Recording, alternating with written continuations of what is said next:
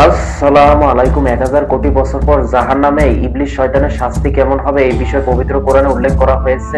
ইসলামী আকীদা অনুযায়ী জাহান্নামে ইবলিস শয়তানের শাস্তি হবে অত্যন্ত ভয়াবহ ও চিরস্থায়ী। ইবলিস শয়তান কিয়ামত পর্যন্ত সময় চেয়েছিল আর আল্লাহ তাআলা তাকে সেই সময় দিয়েছেন, কিন্তু শেষ বিচারে নিশ্চয়ই আমি তোমাকে এবং যারা তোমার অনুসরণ করবে সবাইকে জাহান্নামে পূর্ণ করব। সূরা সাদ আয়াত নং 38 থেকে 85। অর্থাৎ ইবলিসের শাস্তি শেষ হবে না, সে চিরকাল জাহান্নামে থাকবে। জাহান্নামের সর্বনিম্ন নয় বরং কঠিন শাস্তি। ইবলিস শুধু নিজে কাফির নয়, সে মানুষকে পথভ্রষ্ট করার মূল নেতা, তাই তার শাস্তি সাধারণ কাফিরদের মতো নয়। নিশ্চয় শয়তান তোমাদের শত্রু, তাকে শত্রু হিসেবেই গ্রহণ করো। সূরা ফাতির আয়াত নং 35 থেকে 6। আলেমদের মতে মানুষের কোটি কোটি গুনাহের প্ররোচক হয়, তার আযাব হবে অত্যন্ত কঠোর। যেগুলো কুরআন ও সহিহ হাদিসে জাহান্নামের শাস্তি হিসেবে এসেছে এগুলোই ইবলিসের জন্য প্রযোজ্য হবে, বরং আরো কঠিন ভাবে আগুনে পুড়ে যাওয়া। আবার নতুন চামড়া দেওয়া হবে, গলিত তামা, ফুটন্ত পানি ঢালা হবে মাথার উপর। জান্নাতের আশা থাকবে না, চরম হতাশা ও লাঞ্ছনা, অবিরাম অনুশোচনা, কিন্তু কোনো ক্ষমা নাই। ইসলামী বিশ্বাস অনুযায়ী জাহান্নামের শাস্তির কোনো শেষ নেই কাফিরদের জন্য, তাই 1000 কোটি বছর পরেও ইবলিস একই শাস্তিতেই থাকবে।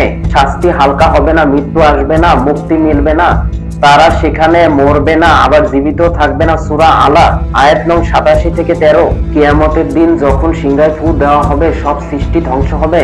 নির্ধারিত সময় শেষে আবার সিংহায় ফু, সবাই জীবিত হবে, ইবলিসও উঠবে। যে হাজার হাজার বছর ইবাদত করেছিল, আবার যে অহংকার করে আদম আলাইহিস সালামকে সেজদা করতে অস্বীকার করেছিল, সে জানে আজ তার হিসাবের দিন। আল্লাহ তাআলা ইবলিসকে জিজ্ঞাসা করবেন না কেন করলে, কারণ সে নিজেই স্বীকার করেছিল আমি তার চেয়ে শ্রেষ্ঠ, তুমি আমাকে আগুন থেকে সৃষ্টি করেছো। এটাই ছিল তার ধ্বংসের মূল অহংকার। জাহান্নামে নিক্ষেপের আগে ইবলিস তার অনুসারীদের উদ্দেশ্যে কথা বলবে, আল্লাহ তাআলা তোমাদের সত্য প্রতিশ্রুতি দিয়েছিলেন আর আমি তোমাদের মিথ্যা প্রতিশ্রুতি দিয়েছিলাম। আমি তোমাদের উপর জোর করিনি, তোমরাই আমার ডাকে সাড়া দিয়েছিলে। সূরা ইব্রাহিম আয়াত নং 14 থেকে 22। সেদিন সে নিজেই হাত তুলে নেবে তার অনুসারীদের থেকে, তারপর আসবে সেই ভয়ঙ্কর মুহূর্ত, ফেরেশতারা তাকে ধরে ফেলবে, শিকলে বাঁধা হবে, অপমান ও ধিক্কারের সঙ্গে জাহান্নামে ছুঁড়ে ফেলা হবে, তাকেও তার অনুসারীদের জাহান্নামে নিক্ষেপ করা হবে।